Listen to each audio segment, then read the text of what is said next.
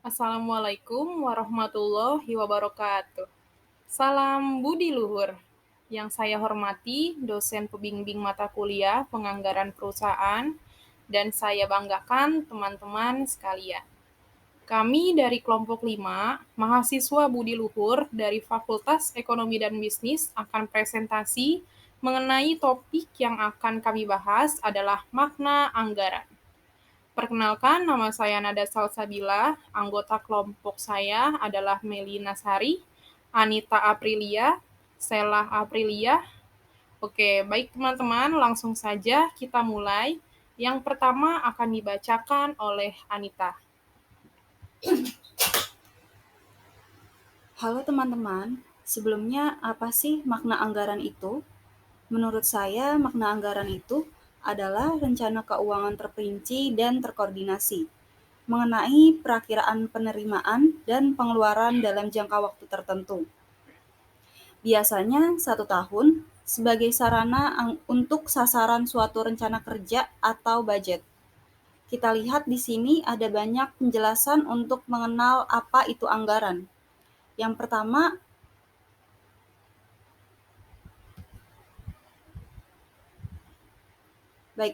ada pengertian anggaran.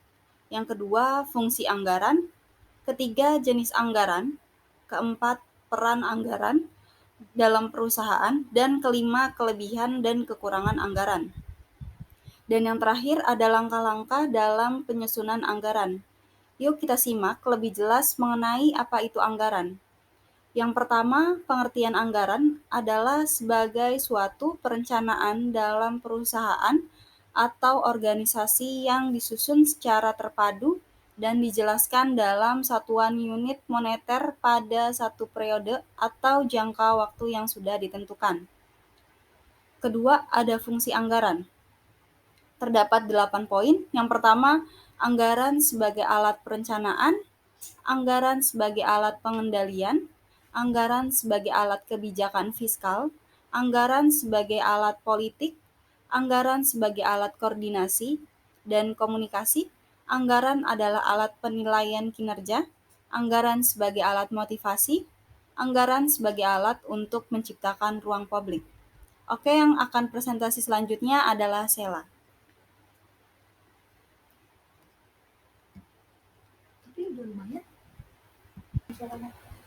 Halo teman-teman, di sini kita akan bahas mengenai jenis-jenis anggaran, yaitu yang pertama ada anggaran penjualan. Anggaran ini dibuat untuk memprediksi penjualan di masa depan yang berisi tentang rencana jenis-jenis barang yang ingin dijual, harga, jumlah, waktu, serta tempat penjualan itu sendiri. Yang kedua ada anggaran produksi. Anggaran ini berisi tentang semua rencana unit perusahaan yang akan diproduksi selama periode anggaran. Yang ketiga, ada anggaran biaya produksi. Anggaran ini biasanya berisi mengenai perencanaan biaya pemasaran dan anggaran biaya administrasi. Yang keempat, ada anggaran biaya bahan baku. Anggaran ini merupakan anggaran yang sangat diperlukan dalam proses produksi dan berisi segala hal perencanaan mengenai bahan baku yang menyatakan suatu kuantitas bahan baku beserta satuan uang. Yang kelima, anggaran biaya tenaga kerja langsung. Anggaran ini berisi mengenai prediksi tentang biaya tenaga kerja selama satu periode anggaran dan dapat digunakan sebagai dasar penyusunan anggaran kas dan laba rugi. Yang keenam, ada anggaran overhead pabrik. Anggaran ini berisi mengenai perencanaan biaya overhead pabrik selama periode anggaran dan dapat digunakan dalam penyusunan anggaran kas dan laba rugi. Yang ketujuh, anggaran persediaan. Anggaran persediaan biasanya memuat semua hal mengenai persediaan dalam periode tertentu. Yang kedelapan, anggaran program. Anggaran program ini berisi mengenai seluruh anggaran operasional atau kegiatan perusahaan berdasarkan semua program utama perusahaan yang berupa jenis produk seperti program penelitian dan pengembangan. Yang kesembilan, anggaran pertanggungjawaban. Anggaran pertanggungjawaban berisi tentang anggaran operasional atau aktivitas perusahaan yang disusun berdasarkan pusat pertanggungjawaban dalam suatu perusahaan. Yang ke-10, anggaran pengeluaran modal. Anggaran ini berisi mengenai prediksi perubahan aktiva tetap suatu perusahaan selama periode tertentu. Yang ke-11, anggaran kas. Anggaran kas ini berisi mengenai estimasi sumber dan penggunaan kas dalam periode waktu tertentu. Yang ke-12, ada anggaran laba rugi. Anggaran yang disusun berdasarkan anggaran operasi ini mengandung prediksi laba atau rugi perusahaan selama jangka waktu tertentu.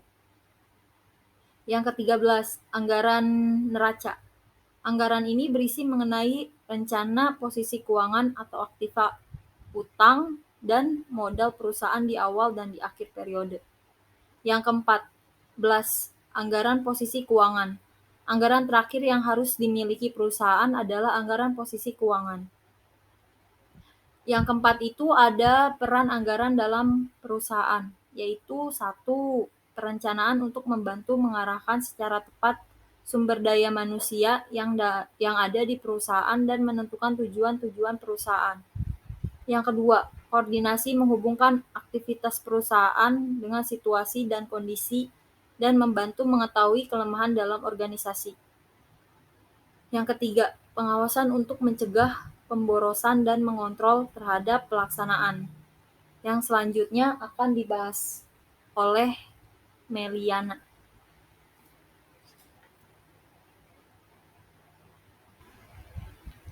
Halo teman-teman, ternyata anggaran itu mempunyai keuntungan dan kekurangannya loh. Yang pertama, keuntungan anggaran yaitu berguna untuk mengontrol anggaran lebih baik, memberikan rincian aktivitas utama dengan jelas, sumber daya lebih dimanfaatkan secara efektif dan efisien, mengurangi atau menghilangkan pemborosan uang, mengurangi beban kerja dan mampu mencapai tujuan yang diinginkan, menciptakan sinergi dalam suatu perusahaan. Selanjutnya, untuk kekurangan anggaran yaitu cenderung lebih cocok digunakan untuk hanya perusahaan besar, asumsi yang digunakan belum tentu akurat, memerlukan lebih banyak sumber daya manusia dalam pelaksanaannya, butuh lebih banyak biaya dan waktu dalam pengerjaannya, termasuk anggaran yang kompleks dan dibutuhkan pemahaman yang lebih dalam. Sekian dari saya, kembali ke Nada. Terima kasih yang sudah menonton dan menyimak presentasi dari kelompok 5. Demikian dari presentasi kelompok kami. Mohon maaf atas kesalahan dan kekurangan kami. Wassalamualaikum warahmatullahi wabarakatuh.